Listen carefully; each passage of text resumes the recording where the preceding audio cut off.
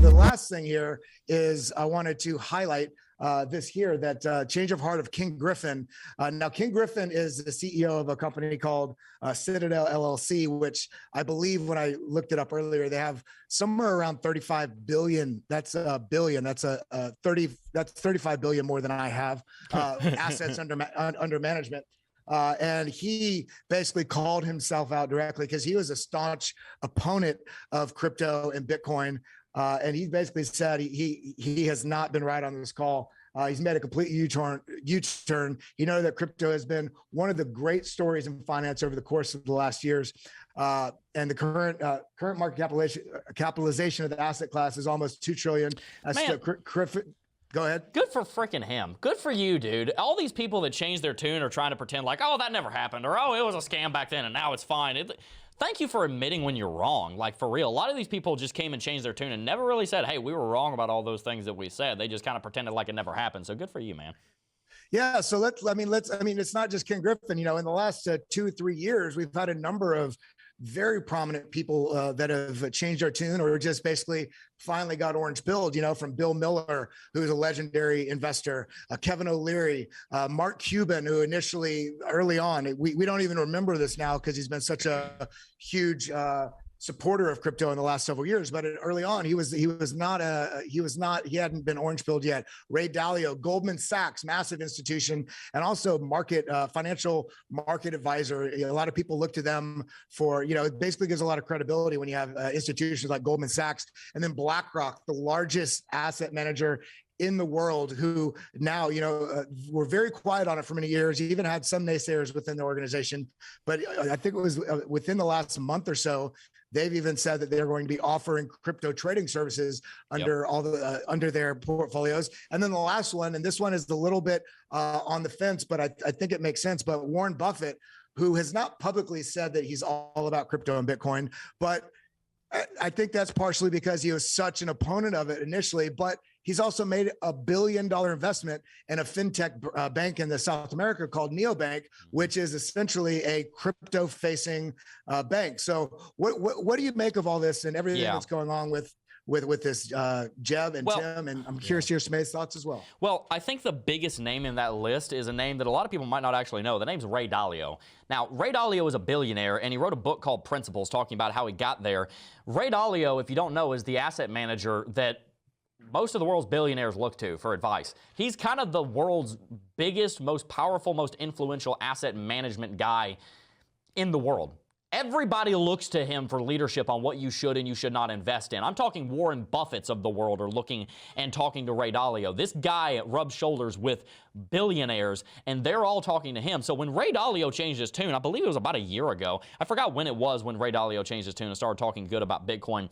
That really struck me because he is a major thought leader in those 10-figure, 11-figure accounts of the billionaire and 10 billionaire class. When he changed his tune, that was a big deal. Now, obviously, BlackRock, Goldman Sachs, Mark Cuban, Kevin O'Leary, Bill Miller. One name that we didn't put on that list was Graham Stephan. Now, Graham Stephan isn't a billionaire, but he is extremely influential. A lot of you guys probably watch him. I used to watch everything he ever made. I remember at one point when we had the same number of subscribers, then he took off and he's got like 3.5 million now. Shout out to Graham Stephan. Somebody clip this and send it to him. I want to talk to Graham Stephan. Let me see if I can get him on the show by shouting him out right now. Go subscribe to him and tell him I want to meet him. Anyway, he was against Bitcoin. Now he's one of the biggest advocates. Other YouTubers, a lot of them realizing that, hey, Bitcoin is the future. You can't deny that the last 13 years that Bitcoin has rallied literally infinite amounts because it was trading at zero. You can't deny that a $2 trillion asset class just sprung up out of nowhere because some dude, woman, or group of people named Satoshi Nakamoto decided to write a, 10-page paper on something called Bitcoin. And it completely revolutionized the way that we would ever do finance again. And people are starting to realize that when you build a product based on principles and not on profit for the purpose of providing for people, then you have something that will bring about a revolution, and that's what Bitcoin is. So all of these people changing their tune is not at all surprising to me. It is actually a very good thing as well. This is not insignificant. Don't think for a second all these people changing their tune is insignificant, because all of these people and companies are thought leaders that the masses look to. There are followers and there are leaders, and everybody's a leader in some category and everybody's a follower in another category. 99% of the world follows the leaders that we just outlined. I'm talking Goldman Sachs, BlackRock. We talked about Warren Buffett, Ray Dalio, Mark Cuban, Kevin O'Leary, Bill Miller. We talked about Graham Stephan. These are the leaders of the thought fraught for the financial world. Many of them are institutional power players that stand to lose if Bitcoin succeeds, so they realize that they got to get on the wagon or get left behind. And everybody's going to follow them when they realize that the future certainly is decentralized. Anyway, Tim, I'd love to hear your thoughts on that as well. Well, you know, the list that we compiled was obviously wealthy people. They're institutions, they're whales, they're people that have changed the key, and everything that Jeb just said about what they can do to the market is amazing. You know, however, the other thing that's really cool is watching retail investors start to swing. I told you guys before, this is probably the 4th time I said this on this channel, but in case none of you guys heard it, to me, one of the biggest bullish signs is when I bought my puppy, a new dog named Beamer. Best dog in the world, by the way. That dog is a freaking saint. Anyway, when I bought him, you know, I was explaining to the person that we bought him from what I do for a living and everything, and he went on this 20-minute rant about why Bitcoin was terrible and you know, I can't touch it and it's going to get hacked. There's a principle that the Bible talks about, like don't address a fool in his folly. You know, you're not helping anything. So I just listened to him. I was like, this is not a person who's ready to hear anything about Bitcoin. So I'm just going to hear him out, nod my head, go on my way.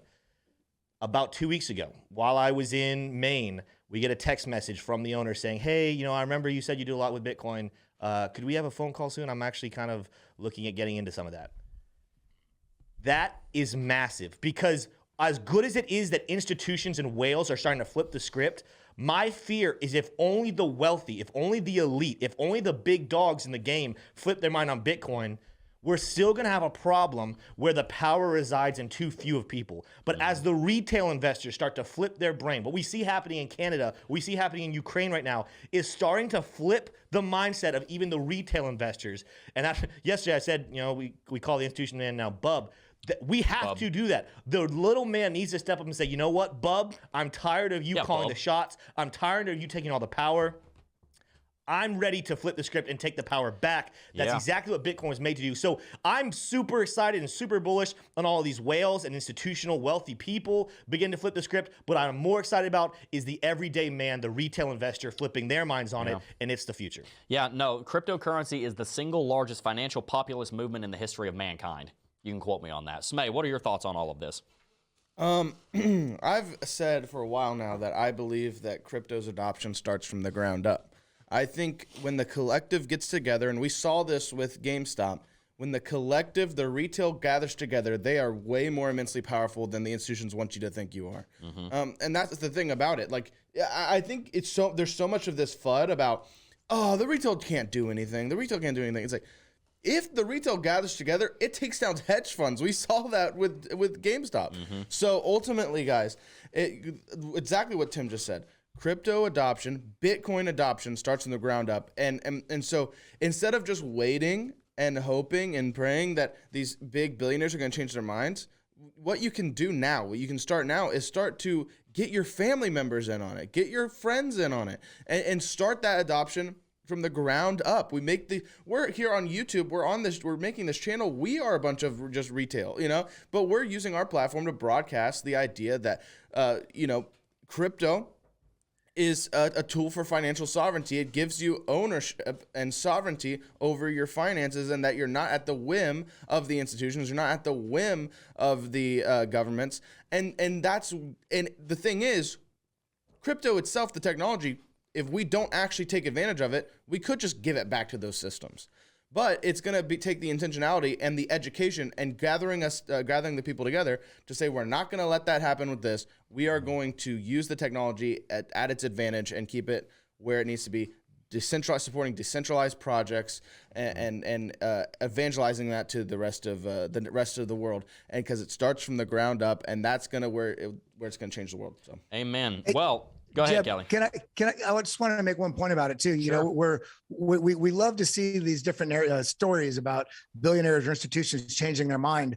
Well, I'll tell you, and a lot of retail follows that. And unfortunately, most retail follows narrative also. But I'll tell you what the big institutional players and smart money and billionaires don't follow. they're not following narrative, they're setting narrative, right? So if you really want to be ahead of this, and that's one of the things that we really try to help support here on the channel and share is, one, we don't want to help support or create a narrative one way or another. We want to help share the tools and the way to think about it and provide the different mechanisms and resources for all of you to not only understand how to think and go about gathering these tools, but how to decipher them. Because, you know, it's these big and smart money players, they're trading on metrics and data, not narrative. So that's what we really want to help support in all of you viewers. Yeah. Hey, you made it to the end of the video. If you enjoyed this video, you should definitely consider subscribing, because we're trying to help you become financially free in these cryptocurrency markets. And also consider following us on Twitter @CryptoJeb for more updates on the price of Bitcoin and cryptocurrencies. Peace.